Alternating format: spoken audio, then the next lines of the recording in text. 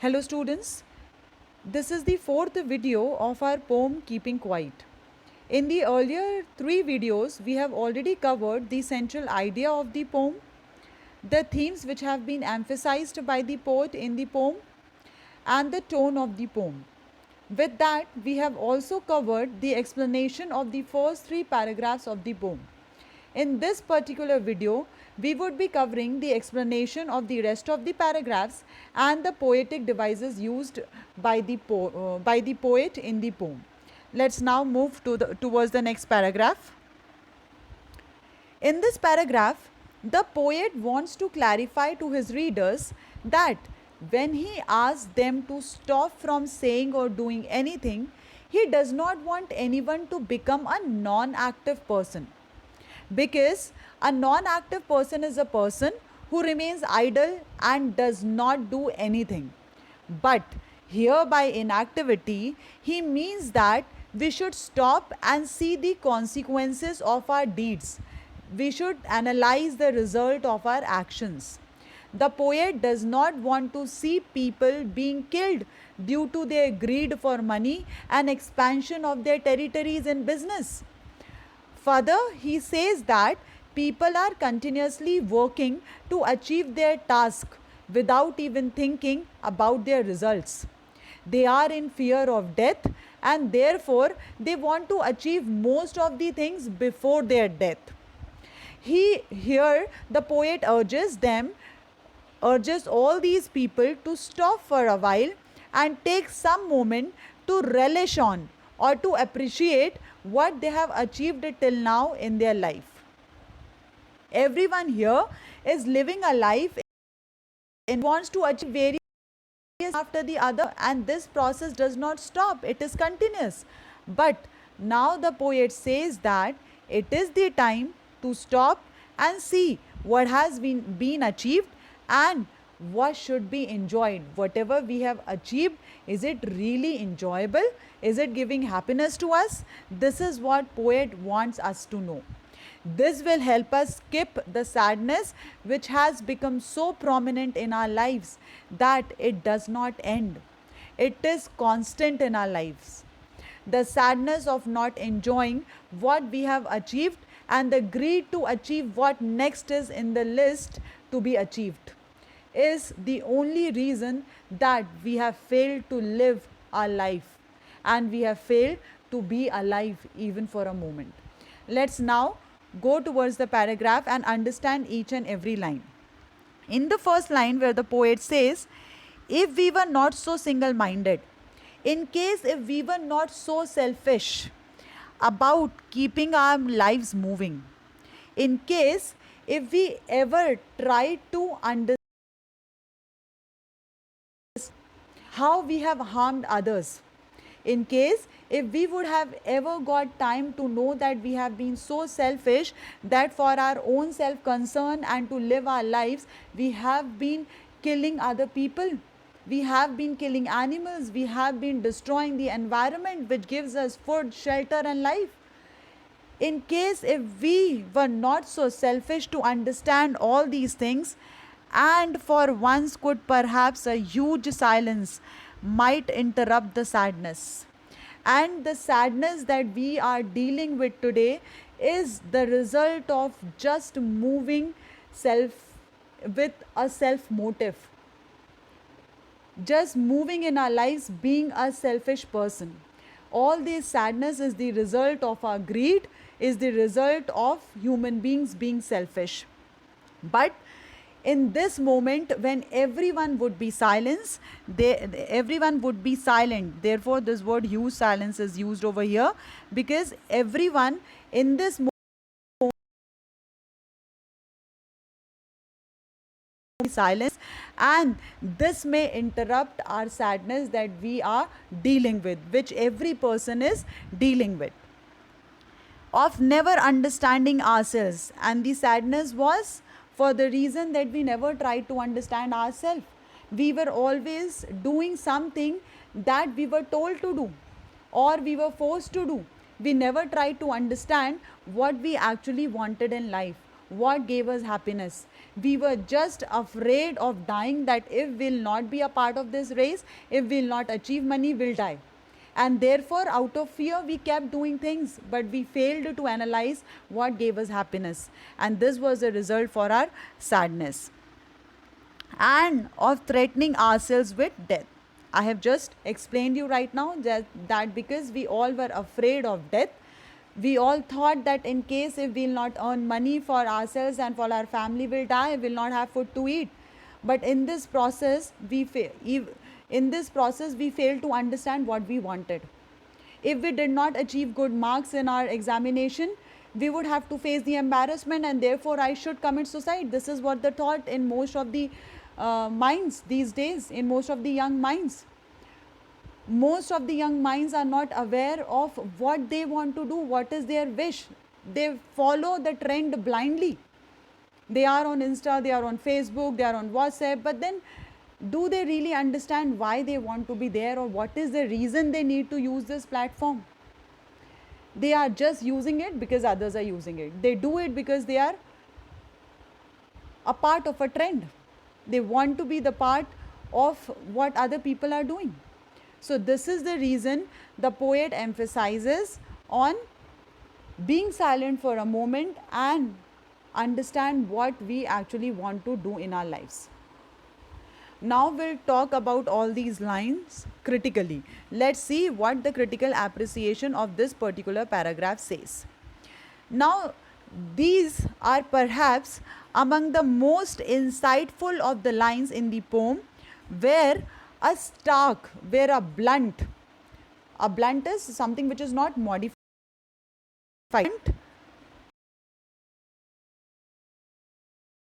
Modern life, where the true reality of the modern life is highlighted, which is we are being intensely caught up in the web of rush and activity to the extent of not understanding ourselves.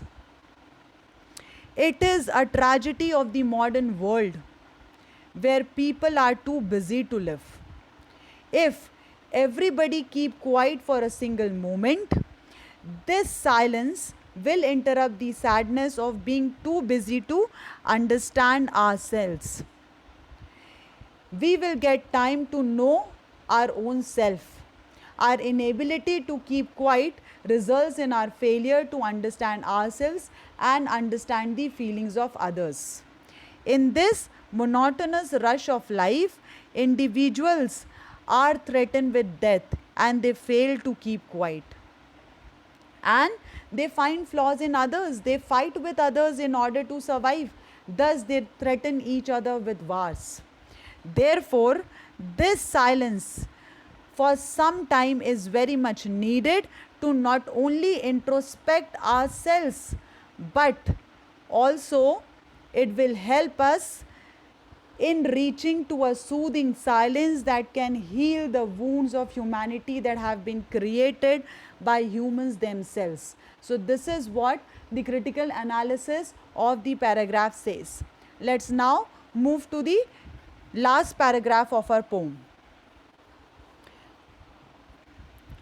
The poem ends on a positive note, and the poet over here says that perhaps we can learn the keeping quiet from nature. So now the poet says that we should learn a lesson from earth. During the winters, everything freezes and becomes lifeless. We all have seen winter seasons, that everything is lifeless because everything is freezing. But when the season changes and it is the onset of spring, it is the start of the spring season, everything, just trees, birds, rivers, etc. So here the poet, by giving the example of nature, wants to say that all the human beings should stop and try to judge their deeds and their actions. They can try and make their life better with calmness and peace. Finally, he ends up by saying that now he will count up to 12 so that we all may become quiet. Here, quiet means to calm down ourselves and move towards the path of peace and harmony. Quiet does not mean doing nothing. It means to calm down ourselves and to move towards the path of peace and harmony. After saying this, the poet says, I'll go. And he says so as he has conveyed his message to the people and wants them to be left alone to think about it and work in the direction of peace. So, when I talk about these lines, let us understand the line. Perhaps the earth can teach us, as when everything seems dead and later proves to be alive. Perhaps the poet says that we can learn from nature that when everything seems to be dead to us and later it proves to be alive, as we have seen in winter season when everything is lifeless, when everything is on a standstill, at the onset of the spring season, everything takes a new life. Also, when we say that there is nothing happening in this moment of silence, when everyone would be quiet, there would still be a seed inside the earth which would be germinating, which would be giving rise to a new plant. So, even in this moment of silence, when everything seems to be dead to us, there is some activity which is happening. There is a new life which is taking birth. And this is what the poet has tried to explain through nature, that nature a lot of things, that even in inactivity there are that take birth. So when we'll be silent, there will be new thoughts inside us which would be taking birth inside us. Now I'll count up to 12 and you keep quiet and I'll go. So the poet says at this positive note, that learn from it, that when you are quiet there is something which is taking birth inside you, something which is growing inside you. Your mind is achieving great dimensions. Might be you achieve a thought that helps you renovate yourself, rejuvenate yourself, gives you a new life. Might be you get a new idea for which you are happy performing it. You are happy implying that idea in your life and in others' life as well. And thus you will be able to help the world completely.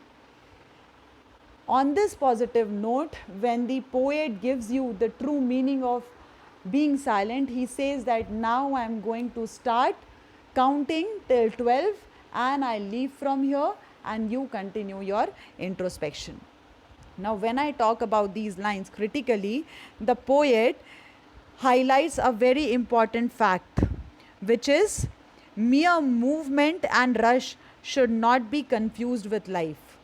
In fact, this is our mistake that we have been committing all our lives. We have confused movement with life. Perhaps this is the reason, perhaps this is why we need to now keep quiet, to know the differences between mindless movement and meaningful living. This realization may help us appreciate our life, and at this particular moment, poet quietly exit the scene, letting us fully understand and appreciate what it means to keep quiet. So this was the complete explanation of the poem. Now we'll be moving towards the figures of speech which are used by the poet to make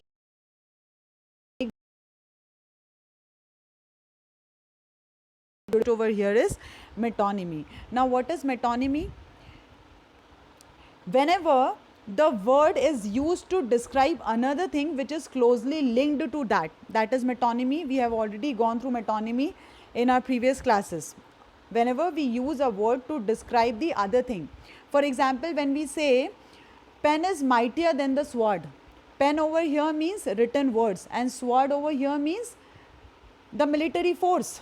Similarly, we say White House, the White House. So the White House has given its judgment. Here White House of US and its staff. Right? So when a word describes another thing which is closely linked to that is a metonymy. So in this particular poem, the usage of the term language is an instance of metonymy in which a symbol or sign is used for the thing signified, because language over here stands for the culture or the race or the religion the person belongs to. Because why everyone speaks different languages? Why? Because they belong to different culture, different race or different religion. So language over here stands for culture or race. So it is a metonymy. The next is pun. What is pun? Whenever a single word has a double meaning. For example, I will tell you a very funny sentence. Spider went to check its website. Now this sentence has got a pun that we are living in a world which is so tech friendly that even a spider is checking its website. The spider went to check its website. Website might have two meaning over here, www, which is a pun over here, that even we are living in a world which is so tech friendly that even a spider goes to check its website www. Or we can think of a simple meaning to it, that a spider went to check the place, the site where he can make its web. Next is alliteration. What is alliteration? Whenever the initial sounds of the words get repeated, sudden strangeness, sir, his hurt hands, her. So the initial sound is getting repeated and thus the usage of alliteration is seen here. Personification is whenever a quality of a person is given to a non-living thing, that becomes a personification. Here when we say in the poem, the earth giving a quality of quality which can only be seen in human beings. Only human beings can teach, right? But we are giving this quality to earth and therefore it is a personification. The earth has been personified over here.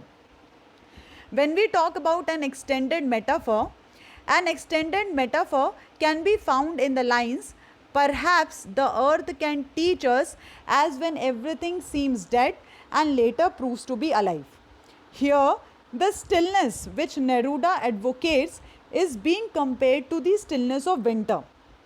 Just like winter leads to rejuvenation, even the quietness recommended by Neruda leads to a regrowth in a person. The next is symbolism. Symbolism is abundant in keeping quiet.